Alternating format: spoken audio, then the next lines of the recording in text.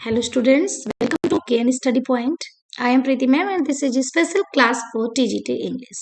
Now let's start the class. We were discussing about some terms, forms and movement in English literature. तो ये series थी terms, forms and movement की और हम लोग इसे डिस्कस कर रहे थे. इसके पहले हम लोगों ने 3 सीरीज कंप्लीट कर ली हैं. Now this is the 4th series from question number 151. The use of humorous characters, speeches or scenes in a serious or tragic work is known as. कोई भी किसी भी सीरियस वर्क में, जैसे बोलते हैं ना ट्रेजेडी, या कोई भी ट्रेजेडी का वर्क है, कोई ट्रेजिक वर्क है, उसमें अगर कोई ह्यूमरस कैरेक्टर आ जाता है या कोई ह्यूमरस स्पीच आती है या फिर कोई ह्यूमरस सीन आता है तो उसे क्या बोलते हैं?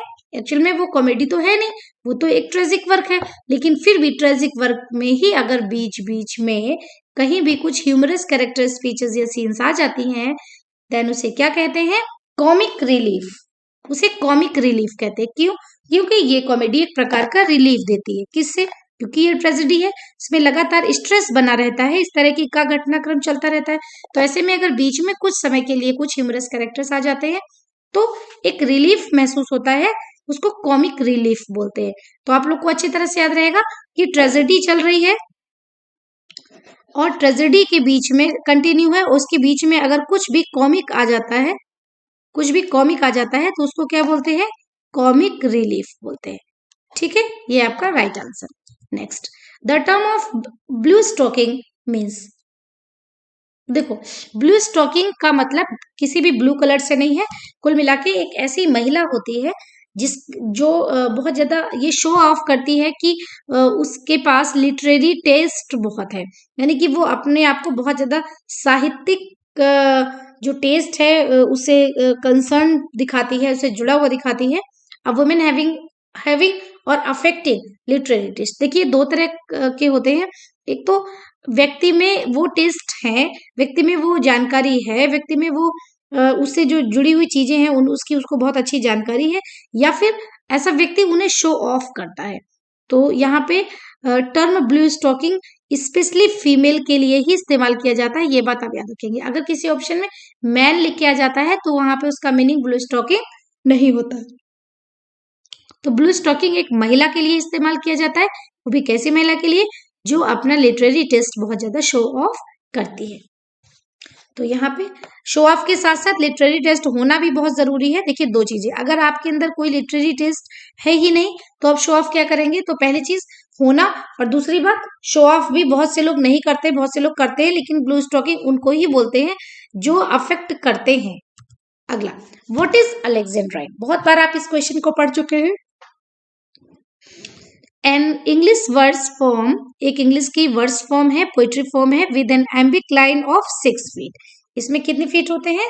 6 फीट होते हैं. अब एक बार और याद रखेंगे, अगर सिलेबल पूछ लिए जाएंगे, हमेशा जितने फीट होते हैं उसके डबल सिलेबल होते हैं.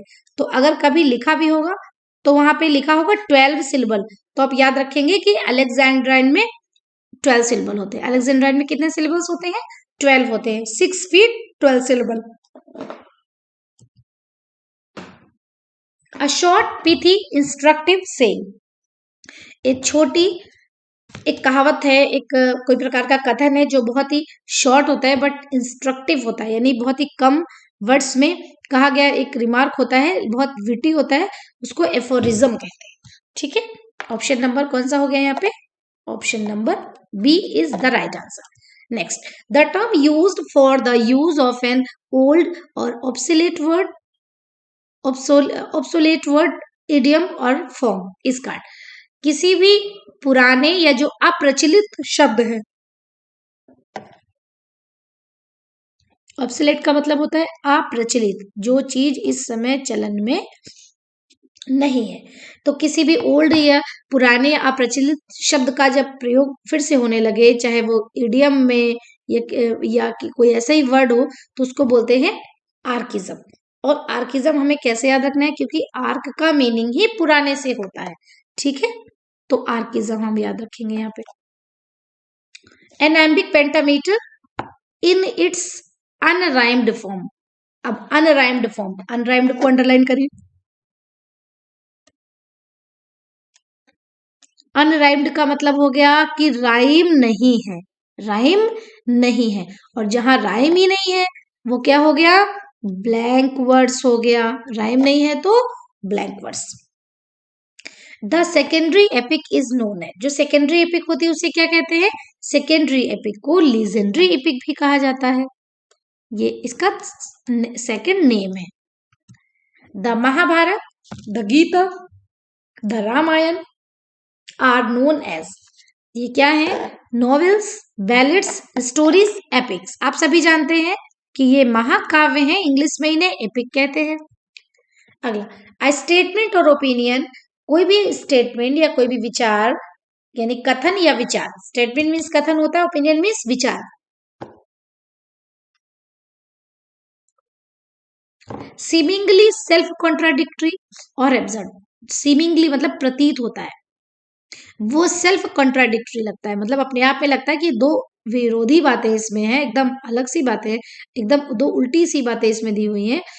दैट में एक्चुअली बी वेल फाउंडेड और ट्रू, लेकिन एक्चुअली वो क्या होता है, सही होता है। मतलब देखने में तो प्रतीत होता है कि इसमें दो बातें वो बिल्कुल अपोजिट कही गई हैं, लेकिन एक्चुअल में वो सही होता है, तो उसे क्या बोलते हैं, पैराडॉक्स।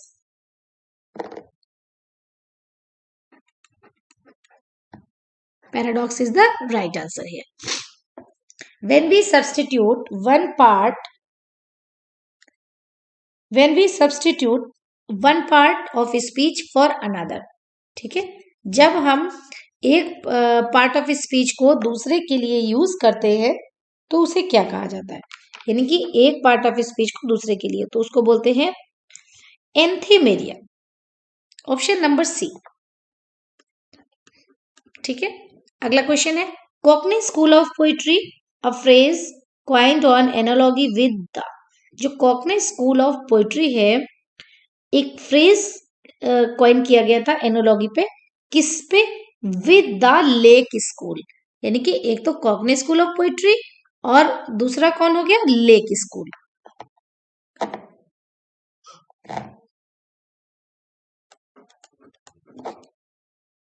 अगला क्वेश्चन है, according to Sidney a poet, Sidney के अकॉर्डिंग जो पोएट है, यानी कि पोएट की डेफिनेशन जो अकॉर्डिंग टू सिडनी है वो क्या है, a poet represents an idealised world, poet हमेशा कैसा संसार प्रेजेंट करता है, दिखाता है, रिप्रेजेंट करता है, एक आदर्श संसार जैसा होना चाहिए। To whom is the word avant garde applied, ये जो अवांट ग्रेड वर्ड है वो किसके लिए अप्लाई किया गया है, John Ardern.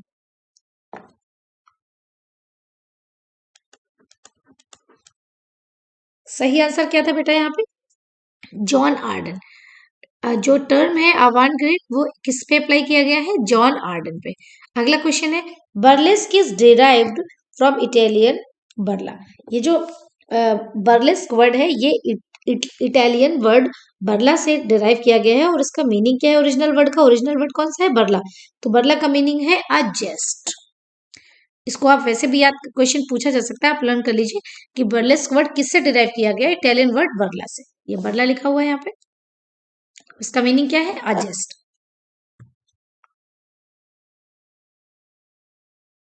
Question number 165, the term pantomime means, pantomime क्या होता है, देखो पेंटोमाइम एक ऐसी एक्टिंग होती है जिसमें स्पीच बिल्कुल भी नहीं होती है, केवल एक्सप्रेशंस होते हैं, फेशियल एक्सप्रेशंस होते हैं या गेस्चर्स होते हैं, तो option number C is right here. Acting without speech, using only facial expression and gestures to convey feelings, ठीक है।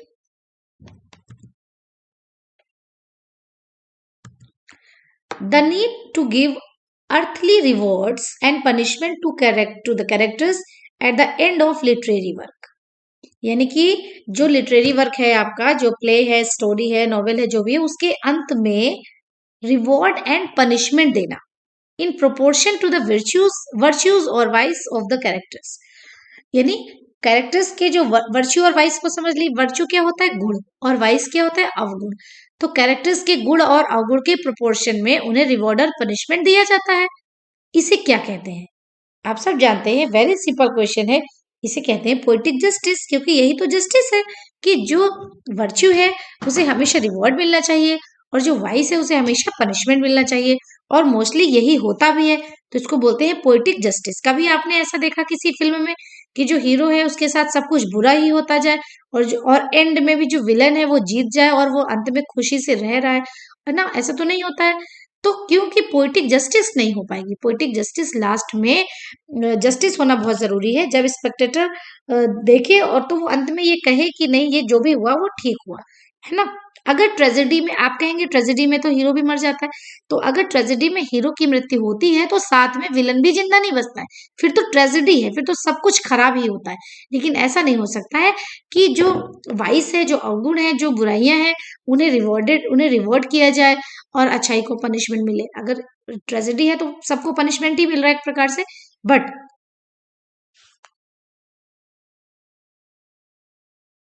पोएटिक जस्टिस क्या है? पोएटिक जस्टिस एक न्याय है जिसमें गुणों को यानी वर्च्यू को हमेशा रिवॉर्ड मिलता है और वाइस यानी अवगुणों को हमेशा पनिशमेंट मिलता है। अच्छी तरह से बच्चों लर्न कर लीजिएगा, पोएटिक जस्टिस बहुत पूछा जाता है, ठीक है? आई थिंक अगर वीडियो को आप ध्यान से सुन रहे हैं, उस समय ही बहुत मन लगा के आप रिपीट करके सुन भी लेंगे तो आप नहीं भूलेंगे। पोएटिक मीन्स कविता से रिलेटेड, आपके लिटरेरी वर्क से रिलेटेड हो गया, और जस्टिस का मतलब न्याय। अच्छा, एक चीज और इसमें ध्यान रखना, पोएटिक का मतलब सिर्फ पोइट्री से ही मत समझ लेना। नॉवेल है, प्ले है, ये सारे पोइट में सब में पोएटिक जस्टिस होती है। What is literature of the absurd? ये क्या है भाई? What is literature of the absurd? Literature which considers, अच्छा इस पे ऑप्शन क्या दिया हुआ है? Comic literature, literature based on the central belief that man is central, no. Poetic license, poetic license, no. Tragic flaw, no no no no no, ये सारे options गलत है। देखिए मैं आपको बता रही हूँ क्या होता है इसमें, ये इसमें गलत छप गया है। ऐसा literature which considers the human condition as essentially absurd in the universe, ऐसा लिटरेचर जो कि ह्यूमन कंडीशन को एब्सर्ड ही मानता है, भद्दा ही मानता है, और जो कि मीनिंगलेस है, उसमें कोई मीनिंग नहीं है, ठीक है? तो वो आपका लिटरेचर ऑफ द एब्सर्ड हो गया। ऐसा लिटरेचर जो मानता है कि ह्यूमन नेचर एसेंशियली एब्सर्ड ही है, तो वो लिटरेचर ऑफ द एब्सर्ड कहलाता है। तो फिलहाल ये जो चार ऑप्शन आपके दिए हुए हैं यहाँ से, ये सारे के सारे रॉन्ग है। हम आगे बढ़ेंगे। यहाँ पे देखो दिया हुआ है, ये गलत छपा था, ये देखो बेटे यहाँ पे दिया हुआ है। सबसे लास्ट ऑप्शन देखिए डी नंबर में, literature which considers the human condition and essentially absurd in the universe which is meaningless, यानी कि एक ऐसा लिटरेचर जो ये कंसीडर करता है कि ह्यूमन कंडीशन एसेंशियली एब्सर्ड ही होती है और जो कि मीनिंगलेस होता है, ठीक है? तो ये आपका लिटरेचर ऑफ द एब्सर्ड हो गया। Very simple, D is the right answer here. What is canto? आप पहले भी पढ़ चुके, कैंटो क्या होता है? कैंटो किसी भी लॉन्ग पोएम का वो सेक्शन होता है जो रिसाइट किया जा सकता है, जो गाया जा सकता है, recitable section of a long poem, ठीक है? कैंटो हम लोग पहले भी पढ़ चुके हैं बच्चों, आपको याद होगा। अगर आप पूरी सीरीज को ध्यान से पढ़ रहे हैं तो आपको बहुत अच्छे से अभी समय भी याद होगा कि कैंटो मैम ने पढ़ाया था आपको। एक किसी भी लॉन्ग पोएम का एक ऐसा सेक्शन होता है जिसे रिसाइट किया जा सकता है, दैट कैन बी रिसाइटेड, ठीक है? दूसरी चीज कि अगर आपने इसकी पहले की जो सीरीज है उन्हें नहीं पढ़ा है तो प्लीज आप जो है इसमें कमेंट सेक्शन में जाइए और आपको यहाँ पे लिंक मिल जाएगा। ये मैं लिंक आपको शेयर कर रही हूँ, उससे आप देख लीजिए, या आप केयर स्टडी पॉइंट पे जाकर के भी चेक कर सकते हैं ट्रांसफॉर्म्स एंड मूवमेंट की क्लासेस। तो आप सारी जो क्लासेस हैं उनको बहुत ध्यान से अगर आप पढ़ लेंगे तो आई थिंक इन सारे जो क्वेश्चंस है, आपको बहुत ही कम क्वेश्चंस हैं जिनमें आपको लर्न करना पड़ेगा, क्योंकि बहुत सारे मैक्सिमम क्वेश्चंस ऐसे हैं जो अगर आप एक बार अच्छे से समझ लेंगे तो आपको लर्न करने की आवश्यकता नहीं पड़ेगी, ठीक है? तो मेरा आपसे ये कहना है कि अगर आपने इसकी पहले क्लासेस नहीं ली है देन प्लीज इन आगे ये जो क्लासेस है इन्हें जरूर लीजिए, और अगर आपने ली है तो भी आप इनको दोबारा से लीजिए ताकि बहुत अच्छे से आप इनका रिवीजन कर सके। नेक्स्ट क्वेश्चन है, which mode of literary creation is considered to be the most complete expression of human thoughts, feelings and emotion? कौन सा लिटरेरी क्रिएशन है मतलब which mode of literary creation है जिसको कहा जाता है कि मोस्ट कंप्लीट एक्सप्रेशन है ह्यूमन थॉट्स का, ह्यूमन फीलिंग्स का एंड ह्यूमन इमोशंस का। तो भाई वो कौन सा होता है जिसमें सारी चीजें आ जाती हैं? पोइट्री है, ड्रामा है, एसेज है या नॉवेल है? तो इसमें क्या है भाई? ड्रामा है। क्यों? क्योंकि ड्रामा में, पोइट्री में क्या है, आप फीलिंग्स तो आ जाती है, लेकिन यहाँ पे क्या है, ड्रामा में चूंकि पर्सन खुद बोलता है, हर कैरेक्टर अपने स्टेटमेंट स्वयं देता है, इसलिए यहाँ पे जो एक्सप्रेशन होता है वो कंप्लीट होता है। ठीक है, तो यहाँ पे सही आंसर क्या हो जाएगा? बी। भाई अगर आप ऐसे पढ़ रहे हैं, नॉवेल पढ़ रहे हैं, तो उसमें आपने कहानी पढ़ ली, जैसे आपने नॉवेल में कहानी पढ़ ली कि फला व्यक्ति ऐसा था, वो ऐसा सोचता था, लेकिन ड्रामा जब आप पढ़ेंगे तो फिर उस व्यक्ति का नाम होगा, फिर डैश होगा, फिर लिखा होगा आगे कि वो उसने क्या बोला, तो उसके स्टेटमेंट जब आप पढ़ेंगे तो आई थिंक ज्यादा अच्छा आइडिया आप उसके बारे में लगा सकते हैं। As Caesar loved me I weep for him. Caesar मुझे प्यार करता था, मैं उसके लिए रोया। But as he was ambitious I slew him. लेकिन चूंकि वो एम्बिशियस था तो मैंने उसे स्लीव कर दिया।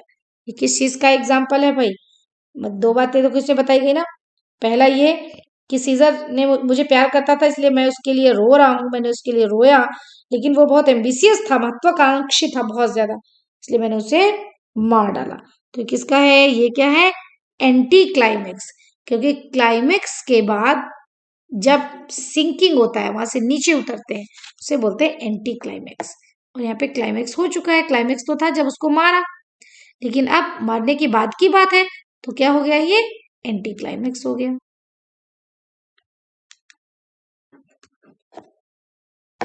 ठीक है, अगला क्वेश्चन।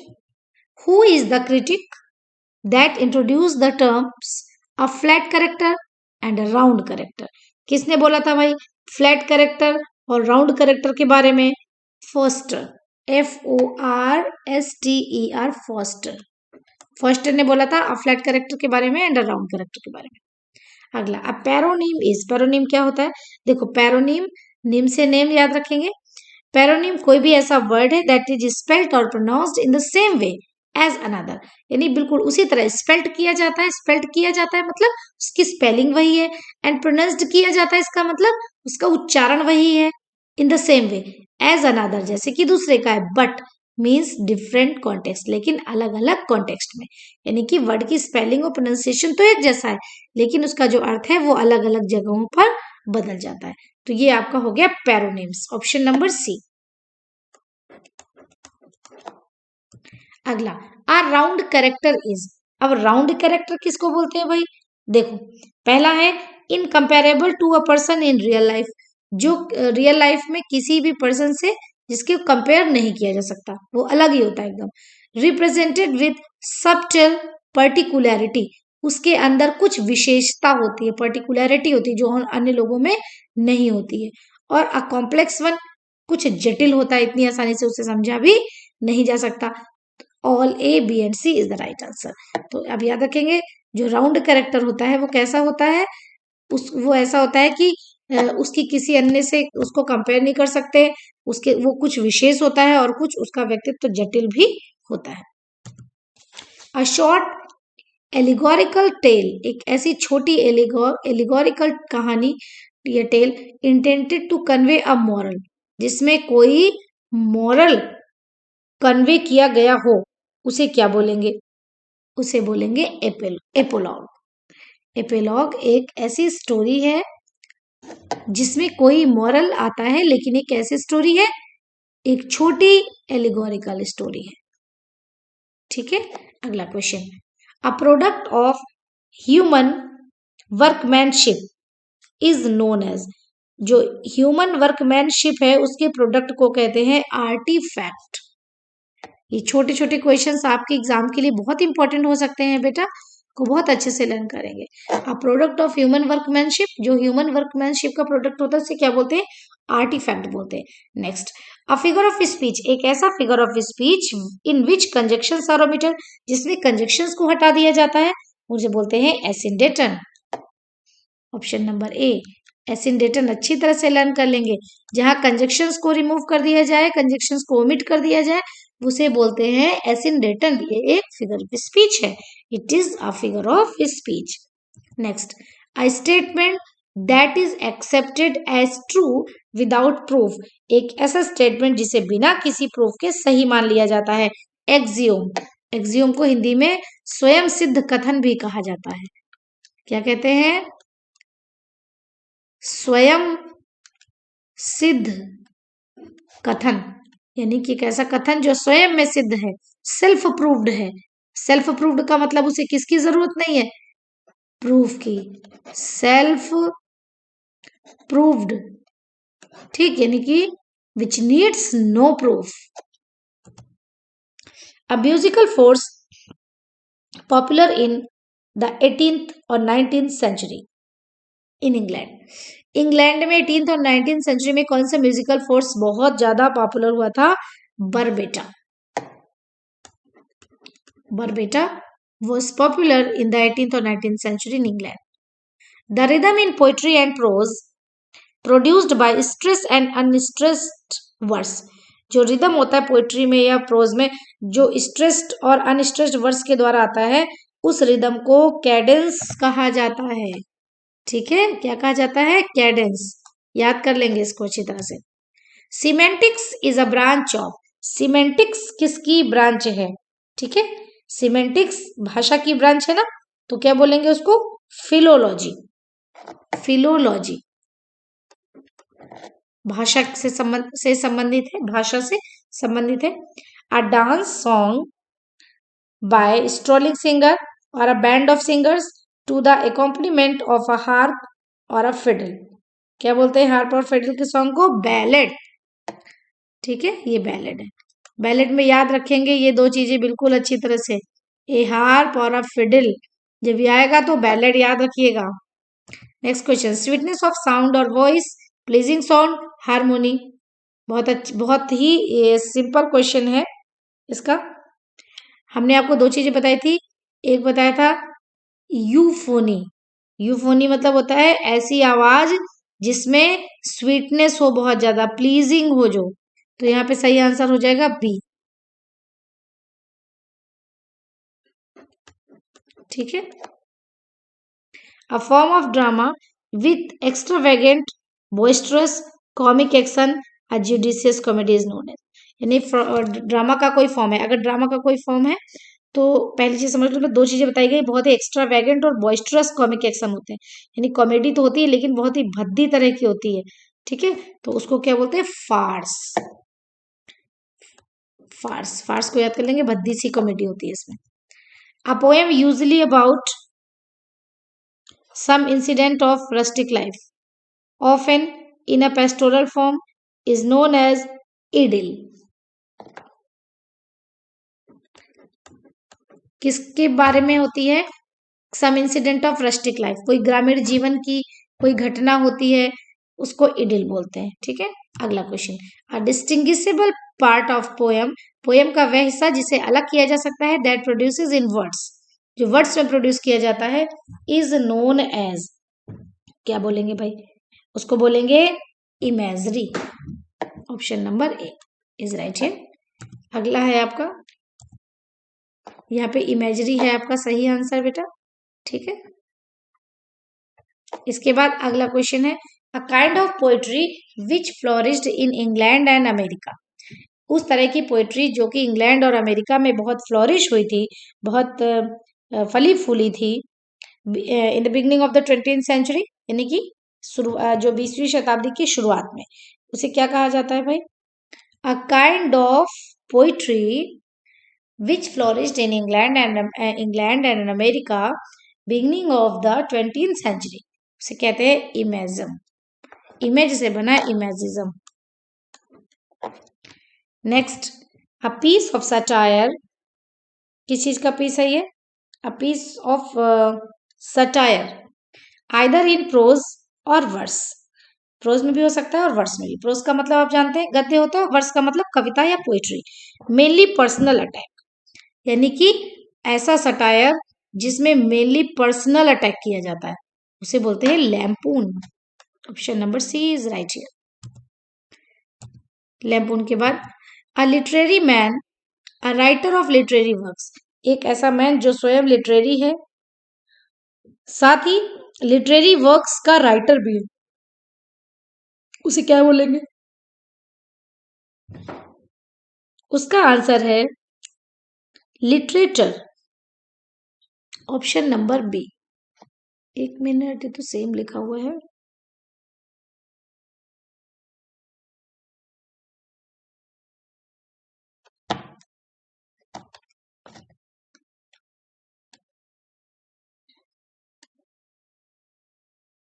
देखिए इतनी स्पेलिंग तो लिटरा तक की तो सही है ना।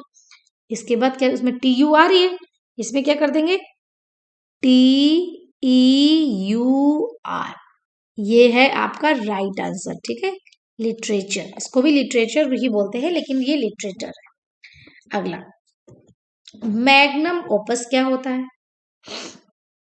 किसी भी ऑथर का जो सबसे महत्वपूर्ण उसका वर्क है या उसकी जो बुक है, उसको मैग्नम ओपस कहते हैं। An author's most important book, option number A is right here. Next, an elaborate semi dramatic costly form of entertainment introduces from Italy to England during the first half of the 16th century is known as mask, MASQUE, mask। पूरी तरह dramatic तो नहीं होता है but semi dramatic होता है। A kind of simple farcical drama, यानी एक प्रकार का फार्सियल ड्रामा होता है, that was popular among the Greeks and Romans is called mime. Mime जो है वो क्या है? A kind of simple farcical drama, ये ध्यान रखेंगे इतना। A confusion between the poem and its results is known as, कभी भी किसी पोएम और उसके रिजल्ट्स के बीच में जो कंफ्यूजन होता है उसे अफेक्टिव फैलेसी बोलते हैं।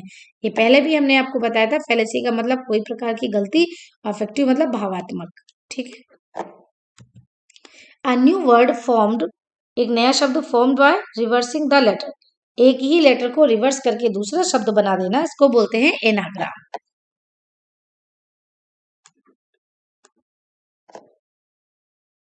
जैसे BUT बट लिखा है, अब इसको अगर हम TU भी बनाए तो टब भी बन जाएगा, तो इसको एनाग्राम बोलते हैं। ठीक है, क्या कर दिया UTB। अब ये एक एनाग्राम का टेस्ट है, तो इससे हम कैसे बना सकते हैं? पहले तो हम BUT भी बना सकते हैं, फिर हम इसे क्या बना सकते हैं TUB भी बना सकते हैं। दो वर्ड बना दिए हमने, इसको एनाग्राम बोलते हैं। ऑप्शन नंबर कौन सा है इसमें? ए।